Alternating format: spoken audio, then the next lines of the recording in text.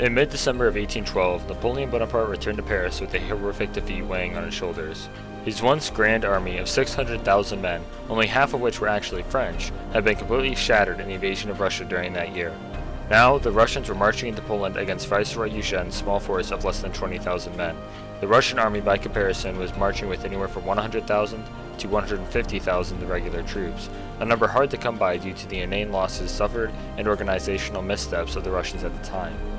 It was increasingly evident that Napoleon would have to create a new army, and he set off at once to accomplish one of his greatest feats yet, mobilizing France in 1813. His initial corps comprised of 20,000 NCOs and officers taken from the front lines in Spain, Germany, and from garrison or depot duty across the empire.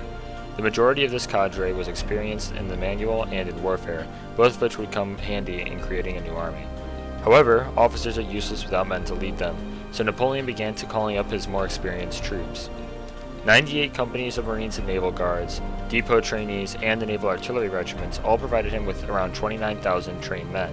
A further 4,000 men came from the supplementary conscription class of 1812. These men, who had initially drawn high numbers in the lottery and therefore were exempt from the conscription date of their department, now found themselves serving. Reserve companies of these departments and the Paris Municipal Guard further increased these numbers up to 4,050 trained men, and 3,000 gendarmes were brought as well from various towns and cities across France. French forces in Spain would soon lose 40,000 veterans bound for Napoleon's new army. This brought the total to roughly 100,000 men, and it was nearly doubled when 78,000 National Guardsmen joined. This large force would form the true experience center of the army, to which larger amounts of conscripts could be attached. The National Guard had already been equipped and called up in 1812, but only for garrison duty. Therefore, they had experience and equipment, something that would prove invaluable for the accompanying campaign. The 135th to 156th Infantry Regiments were formed from these men, and they would not be disbanded until the even tougher year of 1814. Napoleon's conscription machine had initially started at only 60,000 men called up per year, but it had been averaging 120,000 by 1813. Therefore, 138,000 men were available to be called up in the class of 1813, and they were already in training depots, having been sent there the previous year.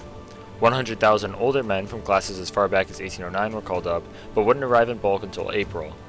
An additional 90,000 were conscripted early from the class of 1814. Another achievement to add onto this long list of organized victories was the Guards of Honor. To put how grand this is into perspective, we need to consider that the Grand Army lost over 200,000 horses during the 1812 and 1813 campaigns.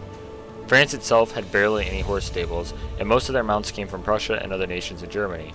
Prussia, however, had spent the last 6 years of its existence in a solemn obedience to the whims of Paris, and they were no longer interested in continuing it. The German War of Liberation started on February 28th, and therefore cut off the already dwindling supply of horses to the French army. In order to solve this, Napoleon ordered the creation of the Guards of Honor. Here, Napoleon's genius truly showed. Cavalry regiments were hard to make, mostly due to the horses, but also because it took nearly 3 years to train a good light cavalryman by some standards. Light cavalry were often entrusted in scouting without an officer being around. Therefore, they had to be reputable men that would not desert.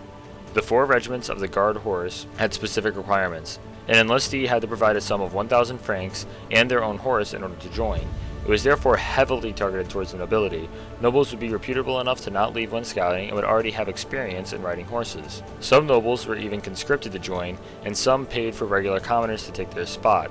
The French department had certain quotas they had to uphold for these units, so the nobles were constantly being pestered to bring someone in. Something not very far from Napoleon's mind was probably the political advantage of creating this unit. If young noblemen were enlisted and fighting on the front, they would be hard-pressed to consider going against Napoleon politically, and most noble families would have at least one family member or relative in these units, which would also persuade them away from rebelling. The soldiers were essentially hostages, and some correspondence between them suggests that they even knew that fact. In the end, the regiment's senior staff were pre-existing commanders, the junior officers were transferred from cavalry regiments decimated from the Russian invasion, and the NCOs were chosen almost at random. The unit was also decorated and treated as a sort of half-guard regiment. It wasn't officially incorporated into the Guard until July of 1813, but it still had Guard styles and considered itself that elite.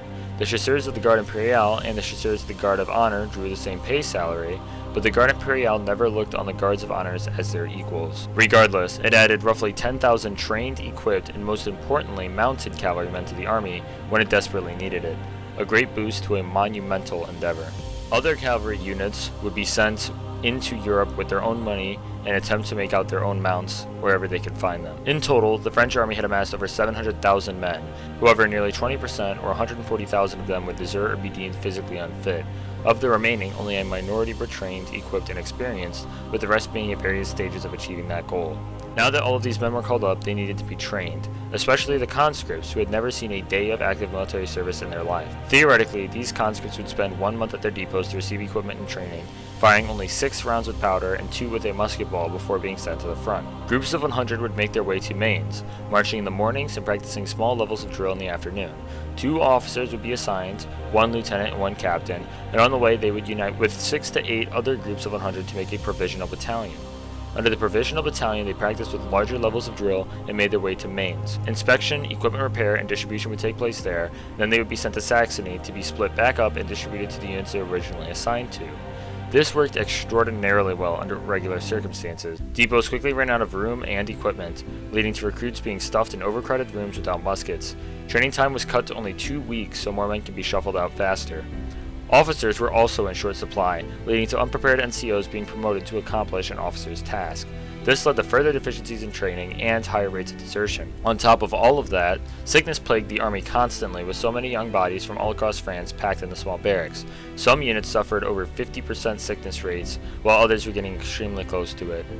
As previously mentioned, the cavalry was still inadequate. Trained cavalrymen were in short supply, and the guards of honor could only fix it so much. The only branch that was even close to its most recent peak was the artillery, but even that was diminished compared to its former self. The only good part of the army was the senior command. Some of France's brightest and best were pulled to serve in the army. A few men were even taken out of retirement to lead once more. Marshals Murat, Davout, Oudinot, Ney, and many other big names were amassed for the coming campaign and put in charge of prestigious commands. However, France would not be the only nation experiencing this mobilization.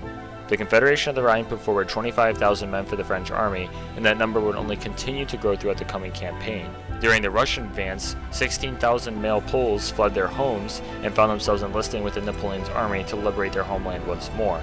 Denmark even raised troops, sending just over 10,000 men, most of whom will be deemed second-rate troops and regulated to garrison or logistical duty. Thus was the state of the French army and its mobilization, leading to a campaign that would turn out to be disastrous. Regardless, it must be admired that Napoleon could throw together so many hundreds of thousands of men, regardless of equipment, morale, and political deficiencies, in such a timely and semi-organized manner.